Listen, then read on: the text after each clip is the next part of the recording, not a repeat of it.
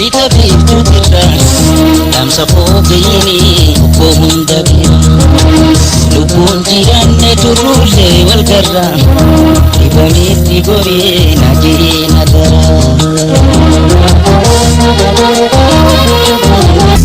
شكمرتون يوبران ممري موسيني ندبران شكمرتون يوبران دنقلاسي تبدون الران برابون الرابوي كيرانسين الربه bineensi maa tokkolleen waan aannahu nyaadamuun kiyya loolu dheessuus waa duraan bahu humna too jabeeffadhee xiyya koo qopheeffadhee lachuutuuf irraa da'u.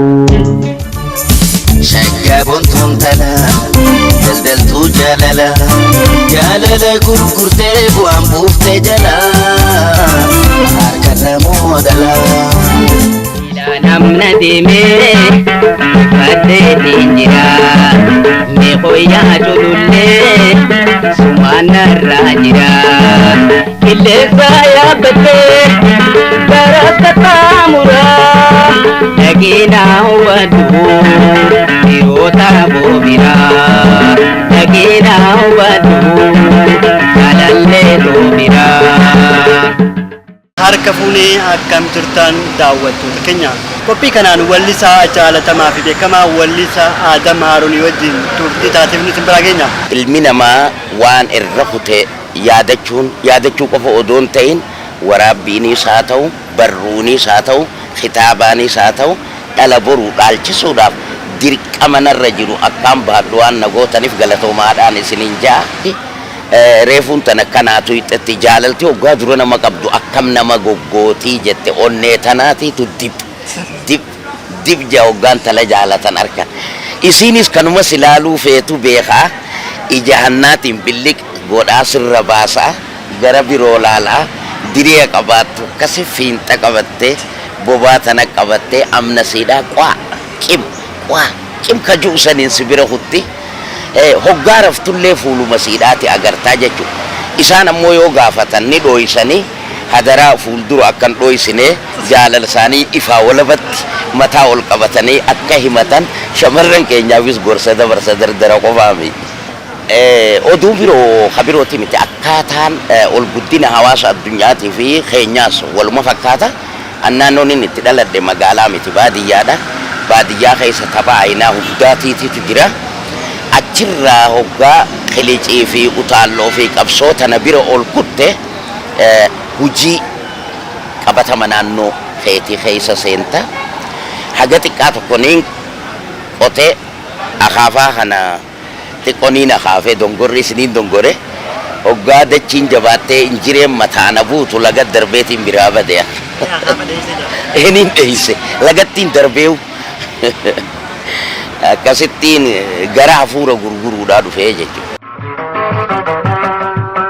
Haadha abbaa fi kaan irraa argaman obboleeyyanii fi kaan wajjin dhalatan hiriyoota ulfaatan wajjin guddatan dirqamaa jiruutii baddaan yoo fagaatan garaan nuuma yaada yoomi irraanfatan.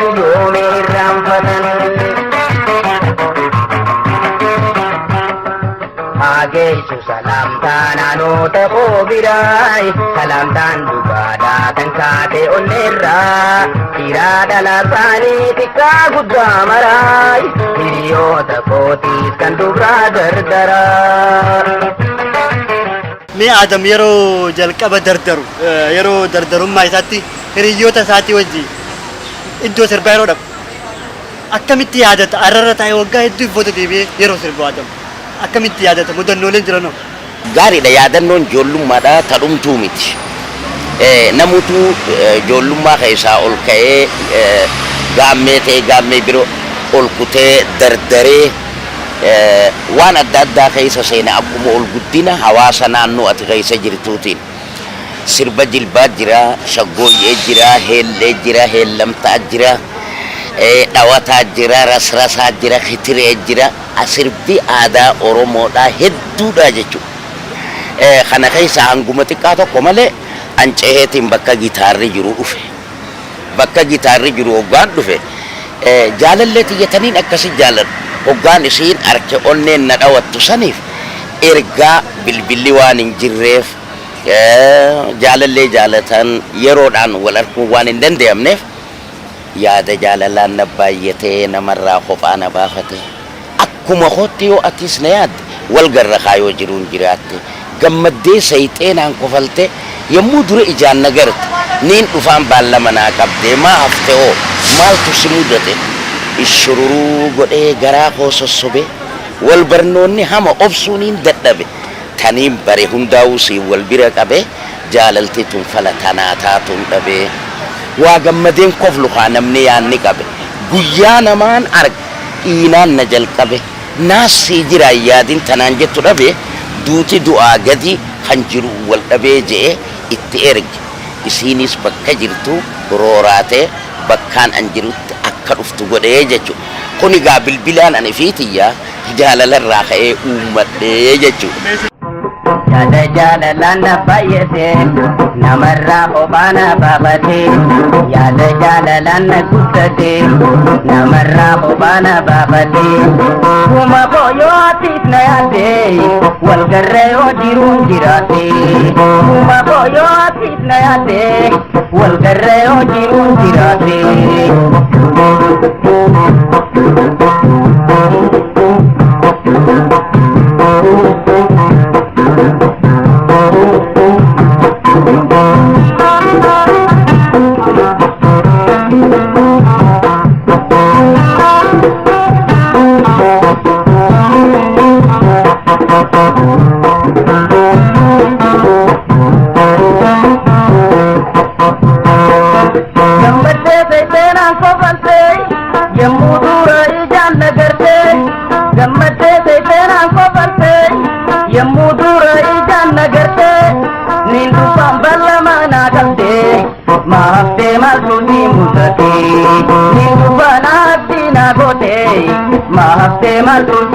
Yaada jaalalaan na baay'ate namarraa kophaa na baafate yaada jaalalaan na guddate namarraa kophaa na baafate kuma kooyoo atiif na yaadde wal garra yoo jiruun jiraate kuma kooyoo atiif na yaadde wal garra yoo jiruun jiraate.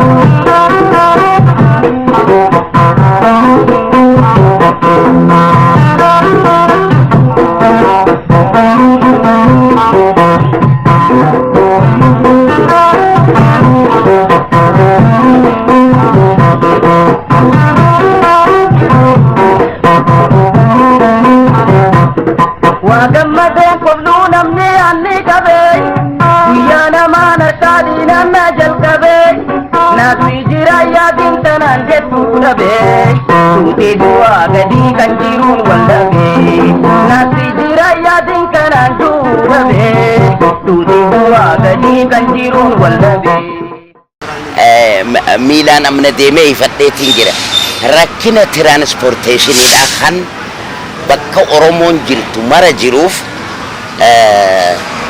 lamada laayibirariin seenaa Oromoodha irraa barattu waan baadiyyaa jiruuf warreen barnoota ammayyaadhaa baratan akka manguddoo teenya ta laayibirarii seenaadhaa kitaabee laayibirarii seenaa taate sanii wal qunnaman baadiyyaa keessa deemanii akka odeeffatan godhuudhaaf miilaan amna deemee ifadheetiin jira mee hooyyaa culullee sumaan narra jira amma allaattiidhaa fi culullee wanni na ergisiisu maali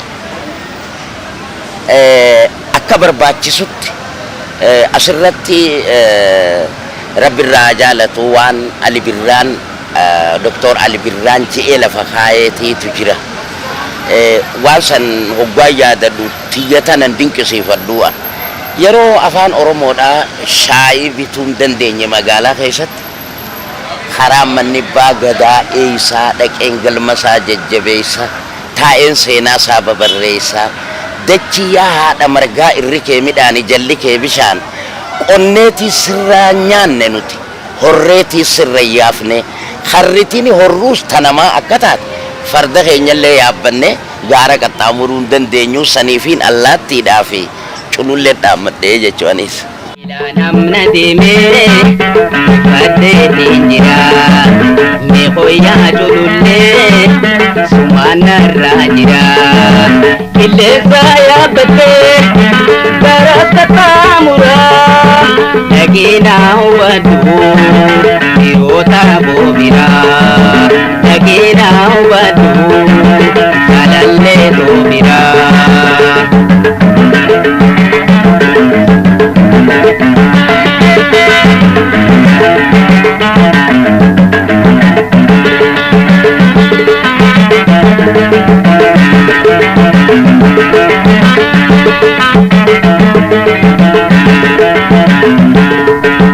Jalanke gertulle ogadem tu gara nagayas kabadu tapi dabri bira jala khiya hajat naik kujira natina renjin ana penjer jera natina renjin ana penjer jera. Sirba michuu baay'ee jiru sirbitee jirtaa namoonni hedduun ni jaalata. Mee sirba michuu baay'ee kana iccitiin namni jaalatuuf maali mee akkamitti nu ibsita baay'ee? Iccitii hedduun qabu inni yoo ija siyaasaatiin ilaalan deebiinsaa haffalli. Maaliif jennaan gara bahaa Oromiyaa kana qabsoon hedduu irra turte. Akka barbaachisutti illee seenaan sidaa jala deemee hin barreeffamne maqaan gootowwanii ka ilaaha gaarraa yaamamin hedduudhaateetu jira. Saniif warra seenaa barreessu komachuu odoon ta'in warri seenaa barreessuu dandeessan keessattuu dhaloonni ammaa akka qorattanii barreessitaniif hedduun itti fayyadame.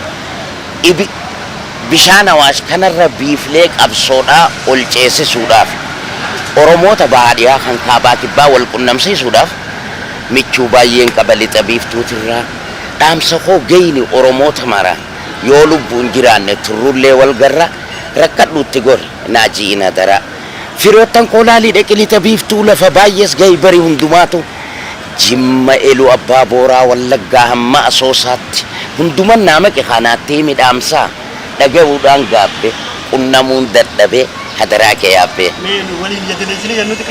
Bareeda. Hayyee michuu baay'een qabaa lixa biiftuutirraa dhaamsa koo geyni Oromoota maraane yoo lubbuun jiraanne turrullee wal garraa rakkadhuutti gorii naaji'ina dara firoottan kolaalii dhaqi lixa biiftuu lafa baay'ees gahi bari hundumaatu Jimmaa fi Eluu Abbaa Booraa Wallaggaa hamma Asoosaatti hunduma nama qinaatti himidhaamsa dhagayuudhaan gaabbee qunnamuun dadhabeegaa hadaraa kee habbee. Michuu baay'een qabaa lixa biiftuutirraa dhaamsa koo geyni obbo hunda bira lubbuun jiraanne turrullee wal garraa dhibameetti goree naaji'ina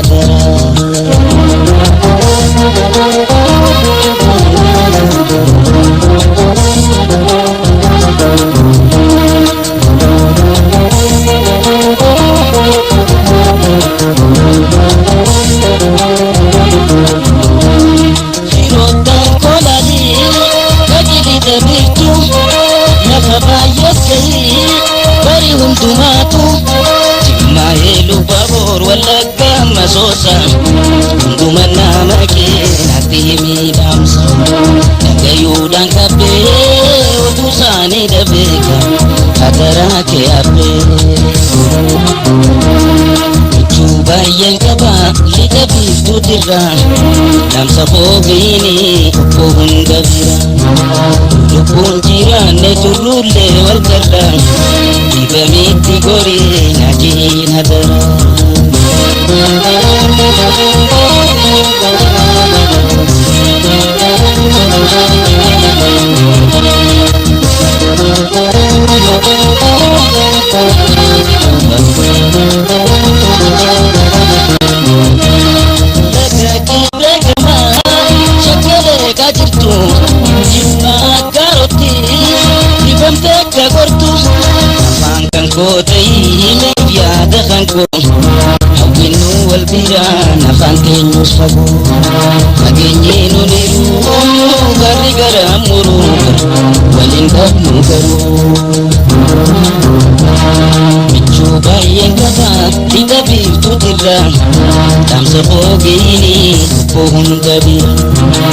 Lubbuun jiraanne turruullee wal garra dhibameetti gorii na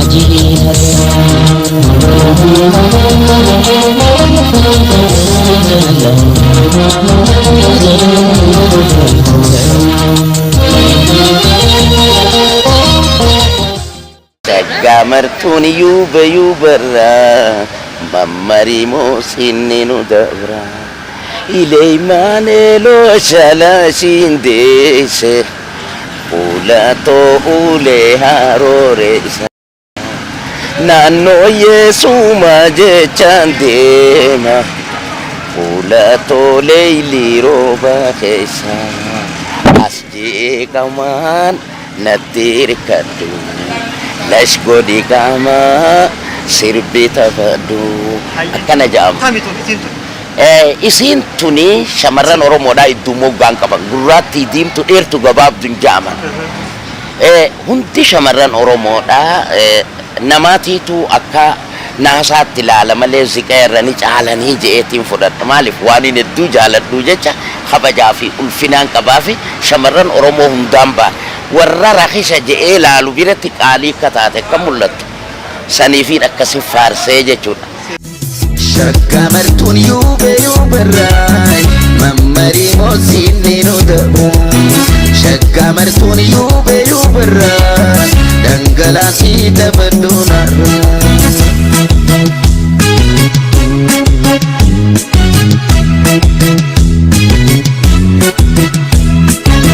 Ileeymaanee halkan halkanuma fuulatoo waan badeen harkanii.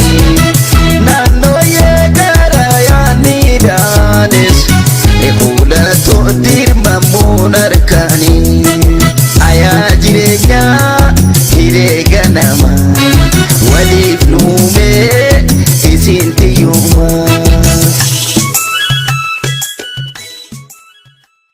Gaafiin keenya hedduudha ammallee itti fufaa ammas gaafii bira qabna obbo Adam.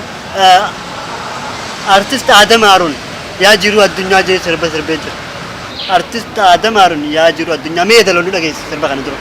Namuu sitti waaruunuma geggeessite. Maaliif keessummaa ta'e bakka lama qooda gariif tola ooltee hammaa araraafta. Araraafa jechuun akka nama rifeensa tokko qabanii hallayyaarra kana godhanii yoo rifeensi cite ni kutu aganamtichi. Gariif tola ooltee hammaa araraafta. Cubbuutu saaree sirra dhugaa awwaalee nurraa afaan wallaallee baraa. Akkana jechuun maali? Oromoo tana maqaa hedduu kennaafii turan. Oromoon dhiphoodha jedhanii xabbaa beertanyoochi nuun jedhanii yoo dhugaa jirtu warra akkas ju'usan yaada akkasii qabuuf guyyaan miidiyaa harkadhe kana deebisaa kennuudhaan barbaadaa jechuudha. Oromoon gara bal'ina sidhaatiin sirna gadaadhaa qabaachuudhaan waan ilaa haga ardhaan tanaa saayintistoonni ittiin dhaqqabin meeqaatiitu sirna gadaa keessa jira. Ha Oromoon amata 5,000 dura lafa kaayatte. Saniif jecha dhiphoo ja'amu kana matatti naa fudhatama dadhabeetiin falasaa yookiis deebiisaa barbaadeef. Yoo Oromoodhaan dhiphoo jedhan Oromoon ilma barcumaa qabdi, ilma mixii haja'antu jira, ilma boojuu haja'antu jira, ilma gudeedaatii wajjin wal qixxeessaniiti guddisan nama ammachuu keessatti humaanitii qabaachuu Oromoodhaa keessatti. Amma gaa waan kana hoggaan jiru warri Oromoodhaan dhipho jiru san waan biroo fixanii Oromoon qurxummii nyaattu faa jaani. Maaliif qurxummii nyaanne Oromoon jennaan siidaa guddaa bishaa baara keessa jiru jalaa burqanii waan baaneef isaanii fi Oromoo fi qurxummiin obboleeyyanii faa jechuu turan. Kuni maaligaa hedduu jechoota ja'amuu qabne nama humaanitii qabu biratti nama mirga dhala uumama waaqaa kabaju biratti jecha ja'amuun jenne ka ja'amuutiitu jira. Saniif deebii isaaniin kennu maali? Oromoonni jiruu isaanii fooyyeessuudhaaf naannoo biroo dhaqan hagam takka shalaguudha dandeenya. Tokko Gondar hin jiru, tokko Tigraay hin jiru jechuudha. Warri dhiphoodha jiru kun kaan ka Tigraay dhufe, kaan ka Gondarii dhufe. Akkasii qe'eetti itti dhufanii Oromoodhaan dhiphoo ja'amuun akkamitti danda'amaa? Deebiin isaa Oromoon jiruu ifii fooyyeeffachuuf qe'ee namaa dhayti. Ta nama weerartee hin jirtu Oromoo qe'eetti itti dhufaniiniiti dhiphoodha ja'aniini jecha kana hundaaf bakka akka bu'uufiin itti fayyadamaa jechuu waan garii. Yaa jiruu addunyaa galma keessummoota namuu sitti waruu numa geggeessita. Maaliif keessummaa ta'e bikka lama kooda gariif tole ooltee hamaa araraata. Cubbuutu saaree sirra dhugaa waalee nurraame afaan wallaallee bara. Cubbuutu saaree sirra dhugaa waalee nurraata afaan wallaallee bara.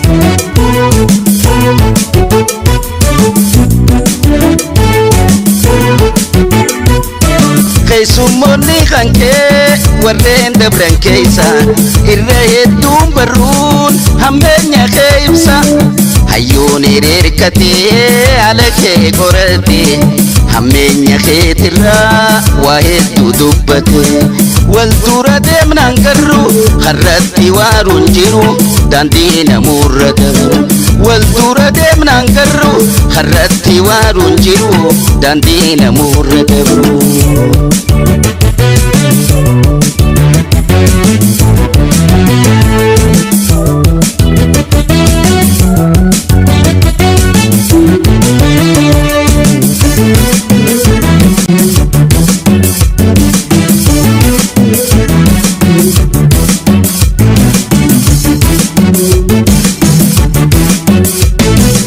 Yaa jiruu addunyaa galma keessummoota namuu sitti waruu numa geggeessita. Maaliif keessummaa ta'e bikka lama kooda gariif tole ooltee hamaa araraata. Cubbuutu saaree sirra dhugaa waalee nurraame afaan wallaallee bara. Cubbuutu saaree sirra dhugaa waalee nurraame afaan wallaallee bara. Gurraachaa fi adii. Gurraachaa fi adii keelloodha bifti isaa uumamni ilma namaa baay'ee dinqisiisa. Akkuma fuula isaa baay'ata haalli isaa nama jechuu tanaaf barbaada hiikaasa. Akkana jaama maali kun haala walii wajjin jireenya ilma namaa Oromoo qofaa miti, saba tokko qofaa miti. Biitti tun haadha saba 90 jedhanii saba 89 haadha biddeenaa hoggaa taatu saba tokko qofaaf maaltu isii haadha godhu. Achirratti immoo saamichaa jira, hidhaa jira, ajjeechaa jira gara laafii tokko malee. Inni nu jeesus ilmuma namaati, nutis ilmuma namaati. Gurraachaa fi adii keelloodha bifti isaa uumamni ilma namaa kun baay'ee dinqisiisa. Akkuma fuula isaatti baay'ata haalli isaa nama jechuu tanaaf mee barbaadaa hiikaasaa. Bineensa bosonaa hedduu sanyiin isaa kana malammaatu immoo keessaa leencaa fi qeeransa warra isaanii wajjin jiru riibaa keessa kan akka huruphoo borofaaf gadamsaa sila akka humnaatiin nyaatee dhabamsiisa.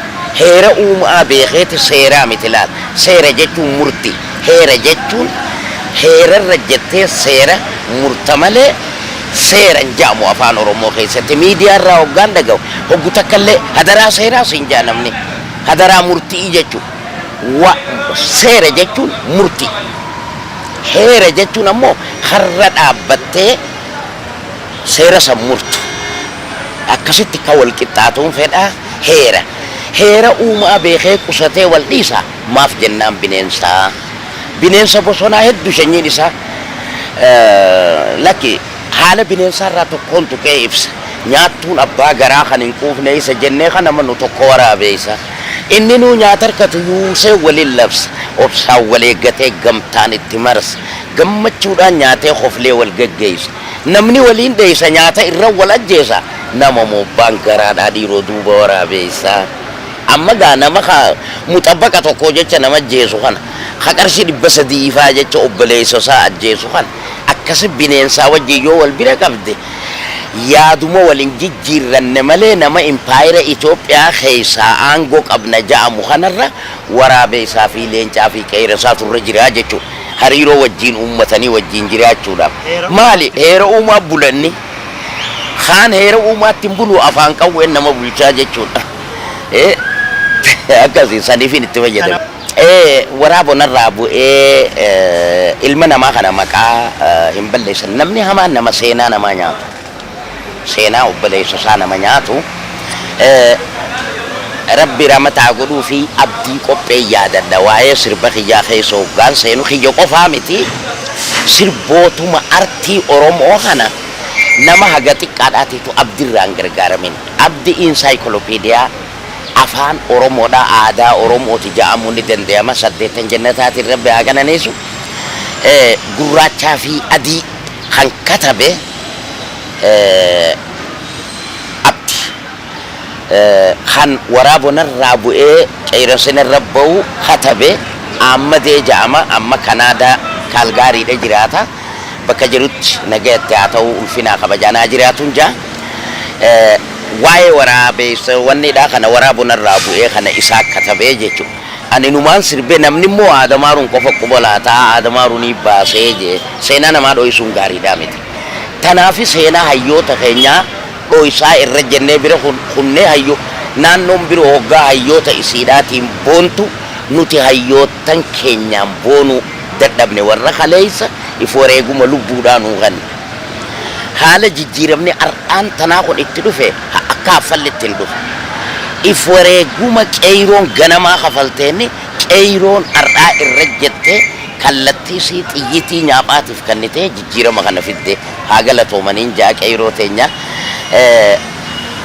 haa waraabonarraa bu'ee qeeyransiinarra bahu bineensi bineensumaa tokkolleen waan naannahu nyaadamuu kiyyan oolu dheessuus waa duraan bahu humna too jabeeffadhee xiyya koo qopheeffadhee lachuutu ofirraa waraaboo hambaan qabu nuynoomaaf sideessullee halloolleen irraa naftu cabsee nyaata lafeellee qeeyransi dhiiga tuutee qurtee lafatti darba shanyii bineensa isaanii nyaataa taa'alte hamba qabeenya koo duguuguun isaan lachuu tokkuma walirraas wayyaan qabu bineensi bineensuma waan haasuun qaban namaa. Waraabonarraa bu'ee qeeyransiinarra bahu bineensi bineensumaa tokkolleen waan naannahu nyaadamuun kiyyan oolu dheessuus waa duraan bahu humna too jabeeffadhee xiyya koo qopheeffadhee lachuutu ofirraa da'u.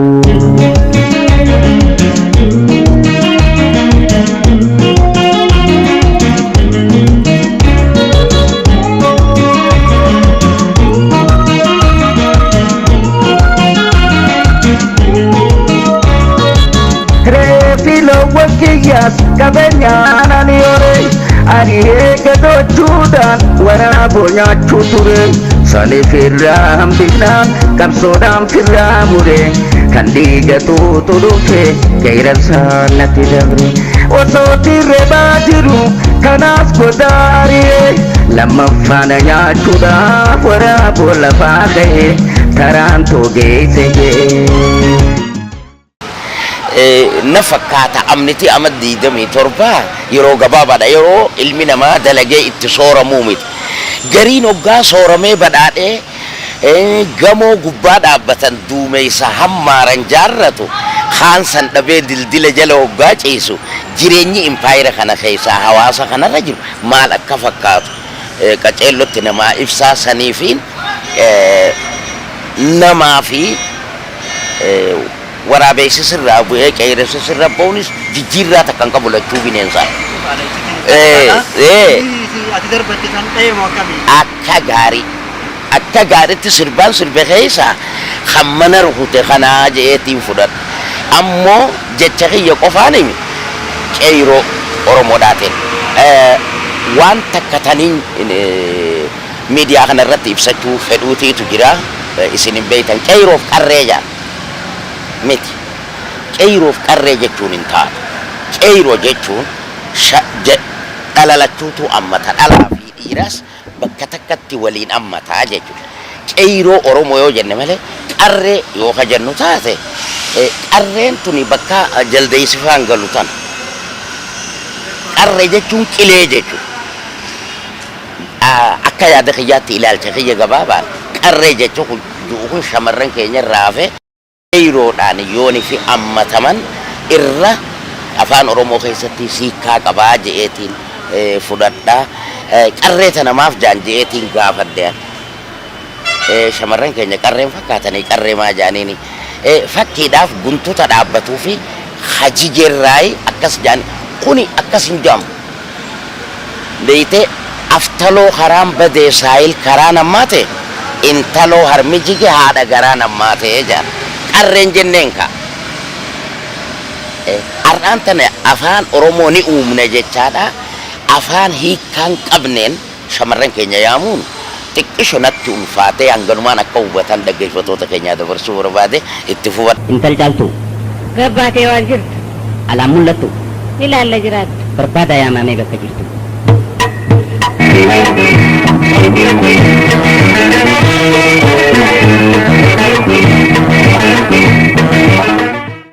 Abbaa ibsaadhaa hanqu har'ammoo maal si dubbisaa na dhibe hedduu anaalli caaltu ani waa toltuu natti hin fakkaattu tanatti mul'attu tun ati hongartuu awwaattiin garree humaa takkallee hiriyaa heddummaachuu isii malee dubraa dardaraa dhufa ogwaallee jette maali haati waan hayxu hayxee ilmoorraa balooqa ijaa haquu dadhabdee jaan miciyyoon annaaf baratti je'ee mana barnootaatti erge namni karatti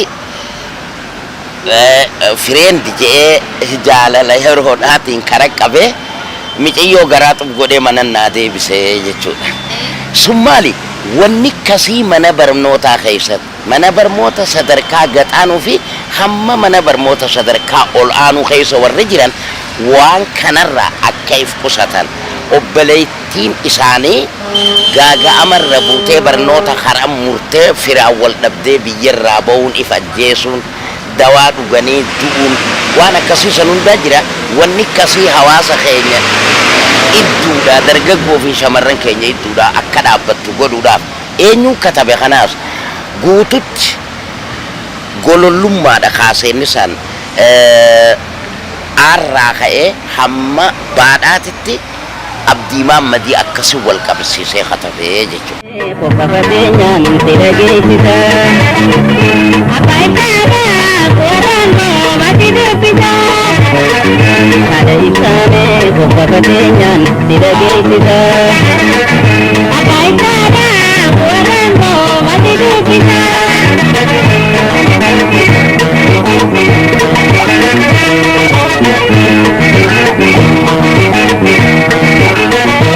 Nadi beektu anatti caaltu ani waan toltu natti fakkaatu kanatti mul'attu ati hongartu Hawaasni garee badii takaallee hiriyaa heddummaachuu itti maalee dhuga gargaaraa dhufa ogwaallee. Reefu tuqeetiin jira. Abdii Mahammad wanni niin Abdii Mahammad kana bakka iyyuutti hoggaa miidiyaan naqunname hunda kaasuuf sababaan malee itti miti. Abdii Mahammad duraas jiran akka Abubakar Muusaa Rabbi ramataa godhuu fi harka nyaapaatiin du'e hayyuu akkasiitiitu jira. Warreen magaalaa keessa jiru kan silaa afaan Oromoo wallaalan hunda sirreessee afaan Oromoodhaatiin akka aadaa isaanii afaan isaanii dagaagsan ka godhe Abubakar Muusaa fa'a jechuudha. Isa booda Abdii Mahammadii fi Mahammad Qopheeffaadhaa jechuudha. Namni waa barreessee wallisaan Oromoodhaa akka cimaadhaa deemu godhe. Mahammad qopheen ni jira bakka jirutti nagaatti haa ta'u abdimmoo ni du'ee rabbi ramataa godhuu fi azalaa isarraa hafte bakka anaa ga'u jecha abdii maammadii akkasi katabe anarraa kaasee rabbi ramataa godhuu fi almaazii fi almaaz tafarraatii fi wanni almaazii fi khadiir anaa fi halloon jalqabne achirratti sirba tokko kanaa katabame andi deetiitu jira abbaa caaltuu ta'ee dhiyaadheetiin adeemsa keessa xumura gara dhumaarratti way lubbuutiyya sinsinnooytuu bakka takka oolteen bultuu ajaa'ibaa mee namuutu tumbolola moo belbela waa'ee too wallaale yaala yaa dhiiroo nan jejinaa isin hanqutan ja'ani tootuni addunyaa irratti minamaa gocha gaariidhaan beekama saniin adda haalli kan koosa gaggaalummaa gantummaa tanaataan siin jaaladhaa dhara booddeen bushaadhaa tanaataan siifiin godha kurfeeffadheetiin si fuudha je'ee nadhee sossobadhee bareedduu meeqaa fi meeqaan hiree isaanii qarxam godhee sirbiju dhuma aarratti na dhufee jechuudha abdii ta'u bakki tun nan laaltu maaliif abbaa intalaa ta'ee dhiyaadhe kan tala ulfeesse an akkamitti ta'uu danda'a abbaa sakraana no godha anan sirbu jee dide khadiiriin narraa sirbee jechuudha sanii yaadadhaa kana hunda kan barreessu abdi wanni san namni kaaseta tokko laala malee yoo walii wajjin jireenya hawaasa keenya baadiyyaaf magaalaa dargaggeeyyiidhaa fi shamarran jaarsaa fi jabaabira idduu waan jiru achi keeysan laalte kitaaba gayaa tokko kataban waan sanirraa achumarraa ka'eeti namni kan waa'ee kitaabaa maxxansuudhaas danda'u saniifuu gaabbifa waliigalaatitti kanaan jee isinii deebisa kana maal seetaa ol guddina teekinooloojiidhaatiin jijjiirama dhufe maali namni amma sagalee qililuu jettu ta uumamaan hin qabne sagalee qillisa uumamaan hin qabne sooftiweerii koompiyuutaraatitti fayyadamuudhaan sagalee bareedduu if keessaa burqisiisa waltajjiirra hoggaban ammoo sooftiweerii sanitti fayyadamuu waan hin dandeenyeef ni jijjiiramtii sagaleen hay sa gurbaan sirbe kanuma hanga jettu geessaa jechu sa intalti sirbite kanuma ammoo uumamatti wallisoonni dur fakkiidhaaf warra sooftiweeriidhatti ammallee eega guddataniillee itti fayyadamuu hin dandeenye jira akka doktor Ali Birraa akka Khadiir Sa'iid akka Fandisee Guutoo nama sooftiweer itti fayyadamuu danda'u miti kennaa rabbii kennaa waaqaa ti qaban sooftiweerii keessattuu Khadiir Sa'iifaan sooftiweeritti illee dhiyaachuu hin danda'u sirbasaa tokkorraa ni yaadata namuu jabuutitti katabe wallisee sooftiweeriidhatti fayyadamee muuziqaa fi sagaleen duraa waliin laaqamte maaliif uumamaan sooftiweerii kennaa waaqaa namni qabu sooftiweerii amma ol guddina teekinooloojiidhaatiin koompiyuutararra dhufte tana itti fayyadamuu hin danda'ani zamana keenya dibbee fi giitaara tokko yoo akka markanne orgaana xixiqqaa dhaani sirbaadhaa turre wallisoonni amma ammoo ol guddina teekinooloojiidhaatiin wajjin waan dhufaniif ijoollummaas waan qabaniif sooftiweeriirraa yoo if qusatanii wayyaadhaa je'eetiin dhaamsan sagalee uumamaatti yoo fayyadamaniin je'eetiin gorsaa jechuu akka obboleessa guddaa akka abbaatitti sooftiweerii dhiisanii sagalee uumaatti yoo fayyadamanii aadaa isaanii dagaaguu danda'anii je'eetiin fudhatu.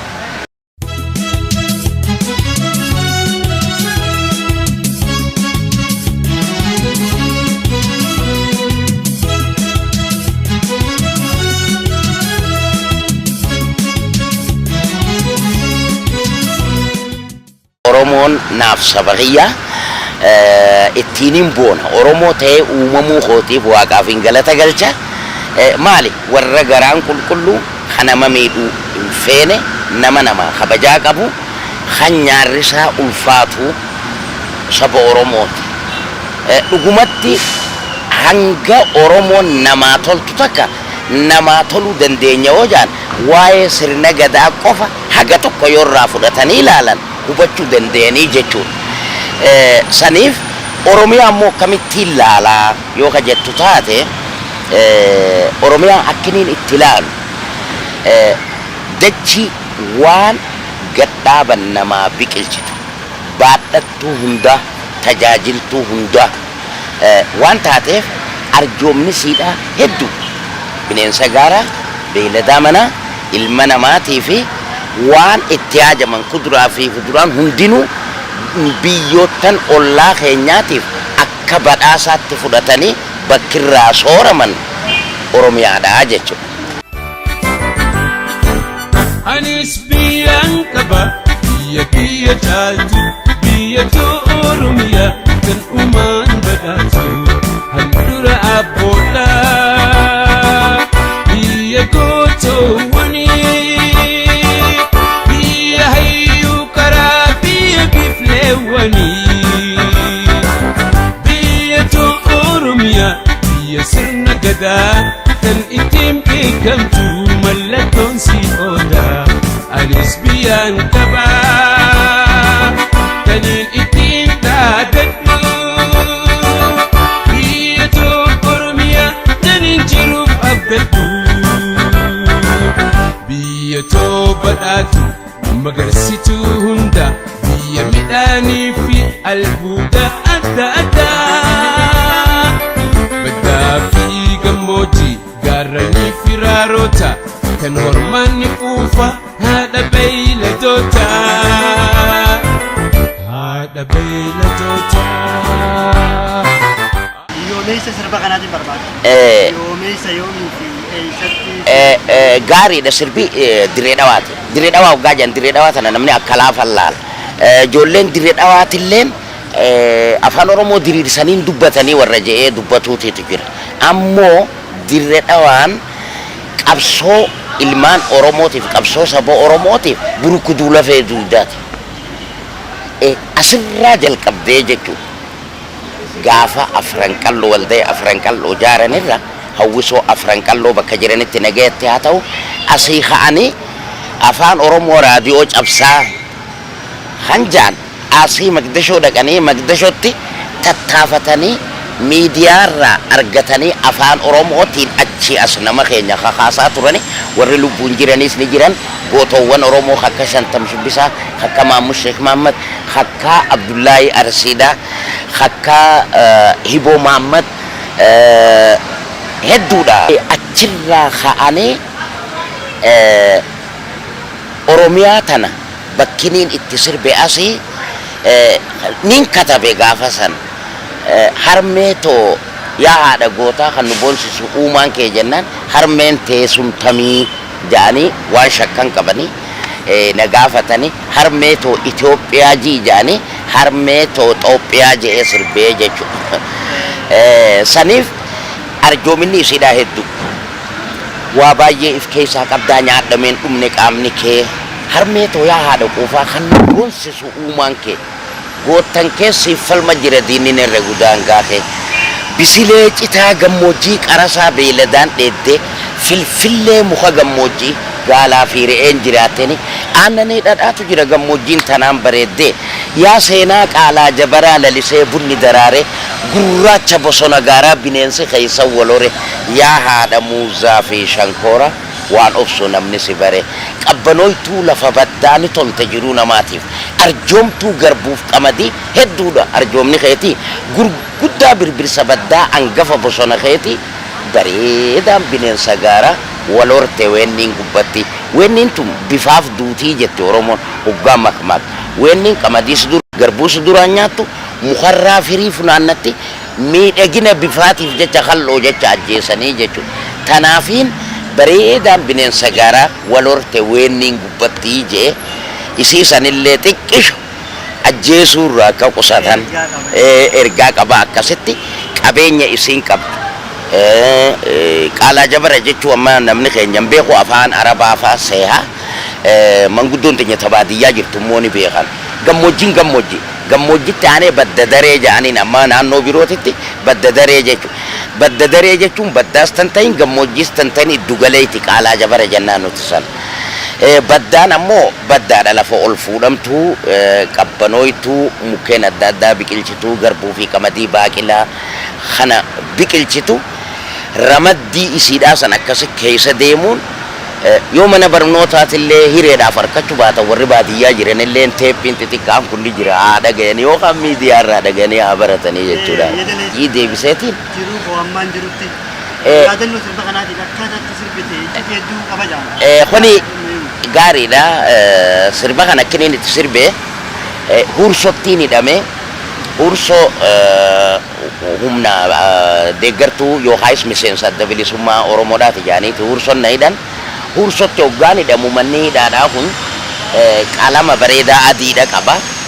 Ani cilee qopheeffadhee tolchee qaceelloodhatti harree kaasee harree irratti baala gaarii tolchee baala gaarii gubbaa waraabeessa kaa'e. Jalatti wanni niin barreesse yaa harree waraabeessa borusi nyaachuu ta'u duydarra baadhattee deemtaanii. Kana gaa eenyu akka ta'e akkana jechuu baadhuus namoonni beekaa jechuudha. Tiin Oromoodha.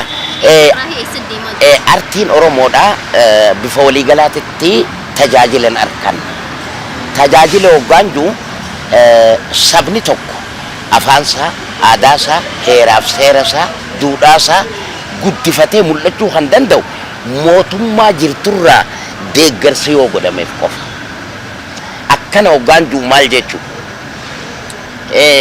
Akka yaareed muuziqaa timirti beet bakka ja'anitti aadaan saba Amaaraa keessatti dagaagaa turte sanitti iddugala handhuura Oromiyaa taate magaalaa Finfinnee keessatti artistoonni jiran artistoota qaqqaalii artistoolleen amma jirtu tun artistoota qaqqaalii dhugatti if wareeguma barbaachisuus sabaaf kafalanii jira. Garuu bakkatti leenjii godhan hin qaban bakkatti wal mari'atan hin qaban. Artiin artii dhalaa deemti malee aadaa fi ol guddinni dagaaginsi aadaa afaaniitii fi aadaadha bakkatti hin dhaabbatu. Lakkuma miseensa sabaa ol guddatu haguma teekinooloojiin addunyaa ol guddatu ol guddachaadhaa deemaa jechuudha. Kanaaf iddugala dhaba artii Oromoodhaatiif gadda guddaatiitu na dhaga'ama. Maaliif bishaan ciisu bishaan yaa'uu kaasaa jaanii fuula dura ni taati jedhee ni dhabdadhaa fuuldurri keenya ifa. Artiin Oromoodhaa dagaagaa deemti jedhee yaada kaan hin kannanne. Dagaagaa deemutti hin jirtu waan jedhe qabsoo artistoonni amma jiran biyya keessa jiraachaa godhan tana haaluudha ta'a jechuudha. Akka artistootaatiin roga cimaadhaatiif kenna. Akka immoo deeggarsa artii biyyaatitti tajaajila mootummaarraan qabdu.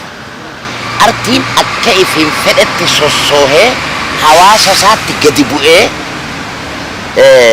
jijjiirama kanaaf deeggarsa qabu.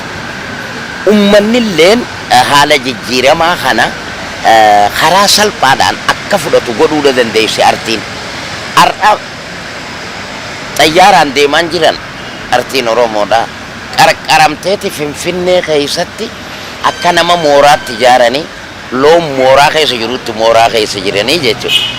Lamada karaa tiraanispoortiidhaatii miti bakki leenjii qulqulluutti godhamanan qaban meeshaan qaban silaa bakka artistoonni amma jiran qabsaa'onni dhugaadhaa artistoota biyya keessaa odoon bahin qabsaa'e bifa walii galaatitti.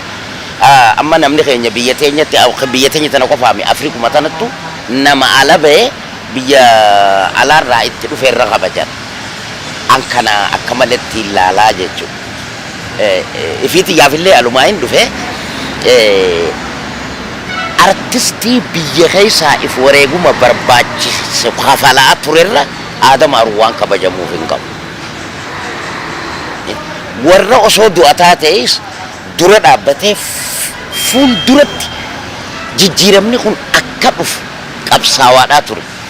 Artiidhaan uummatatti lallabaa ture, miidiyaan uummata lallabaa tureetiitu if wareeguma gahaa kafalee hawaasa birattis mootummaa birattis kabajaa ka qabaachuu qabu nama alaa dhufe odoon ta'in nama biyya tana jiraachisee hadhaa fi gaddaaf gadadoo qabsoon qabdu dhandhameetiitu kabajaa qabaachuu qabaa je'eetiin fudhadhaa jechuudha. Artistoonni keenya immoo carraaqan yoo dhugaa taate artistoota tajaajila hin qabne, artistoota bakkatti leenjifamuu hin qabne, artistoota istiidiyoo namaa dhaqee istuudiyoo namaa maallaqa kafalee qabsoo tanaaf if wareeguma kafalaa ture waan taaneef gara isaaniitiin ir'uu qabanii inju haa galatooman inja bifa walii galaatti itti gaa.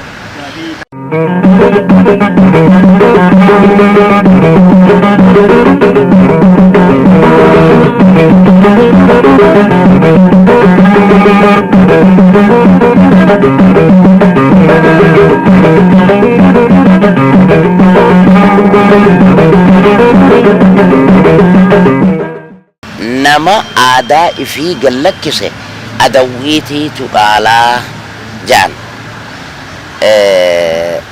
Namni aadaa fi duudhaa ifii gallakkifnaan hanamaa qabachuudhaaf dirqamaa jechuudha.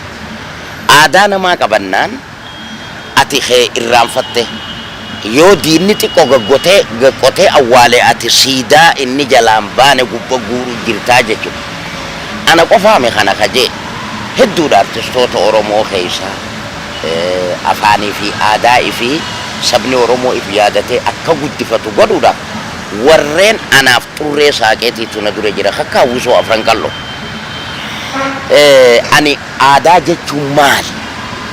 Tana gaafiin tootii naa deebisu qabdan xiqqaa fi guddaan marti yoo har'a baruu baanne booddee seenaan nu gaafatti barachuun dirqama seenaa sabuufiitis sabarraa dhalatan heeraa fi seera isaatiif aadaa wajjin sadeen dhandhaarraa jiruuti jedhee sirbee hayyoota Oromoodhaatiin gargaarama. Qopxii tiyya qofatti ni xaddu waan hin katabu tana qopxii tiyyaan jalqabee xumuraan gahan jiru. Warreen baratan beekumsa ammayyaadhaatii fi kennaa waaqaa tasammuudhaa qaban hundatti hin fayyadama. Dhiiran jenne dhalan jenne. Niin gaadhaan niin mari'adhaanii jechuudha. San irratti waa'ee aadaadhaa Oromoon aadaa fi duudhaa fi akka gadi lakkifne dhala boruutiif akka dabartu godhuudhaaf aadaa jechuun maalii jedhee sirbee. Aadaa jechuun maalii kana gaaffii tooti kana gaaffii tooti adeemsituu qabdan isaa guddaamati nurraa baruu baanne seenaan nu gaafannee.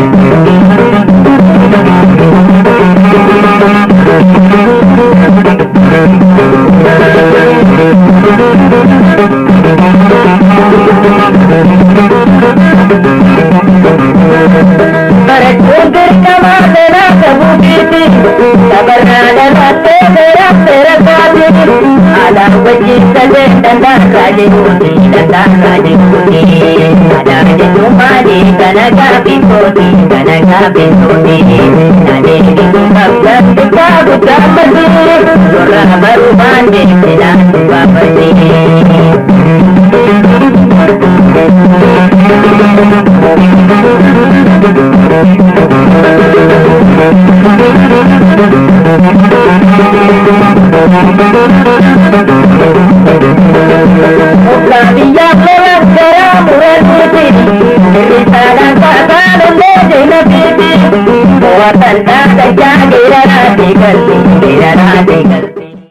Gaariidha wanni niin dhaamuuf waa hundarra caalaa addunyaa tanarratti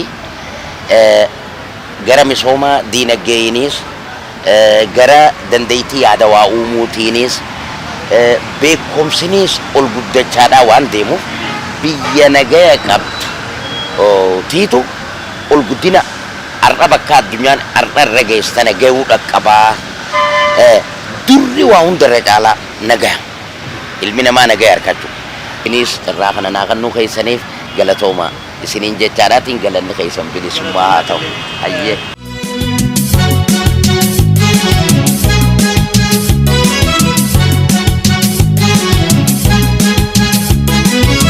Oromoorraa dhalanne hin qabnu makaabida uumaan nu qulqulleessu hojjechuun beeynus eenyummaa keenya bara sochii dhadeessaa jirra oromummaa dhaloota gaakuun dandeessa jirra warishaan jeequmsa bara oomnuun olola dhara harka haaraaftu nola.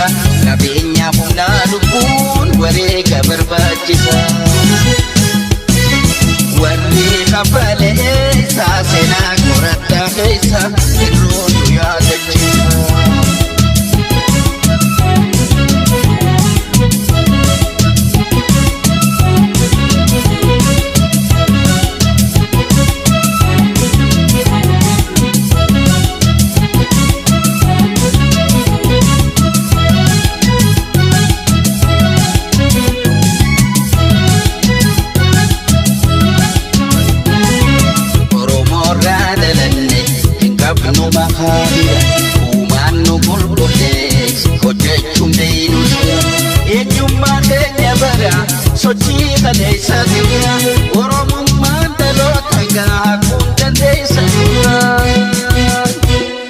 warishaan jechuunsa bara oomnuun olola dhara harka haaqaaftu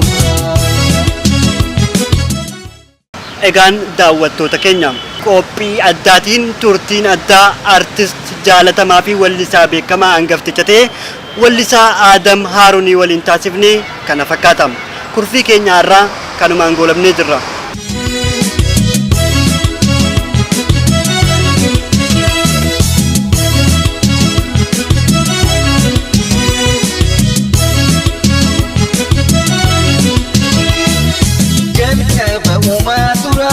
Wakarra badhaafamne Oromoo ta'uu keenyaaf dabballeen nutti hin himne sabboonummaas nu qabna guyyaa keessaan arganne har'aaf daagarraa kaanee lubbuus waatiin kusanne hayyuun yaadachiisa kan beeknes keessaan ibsa hangaaf soggadameessa.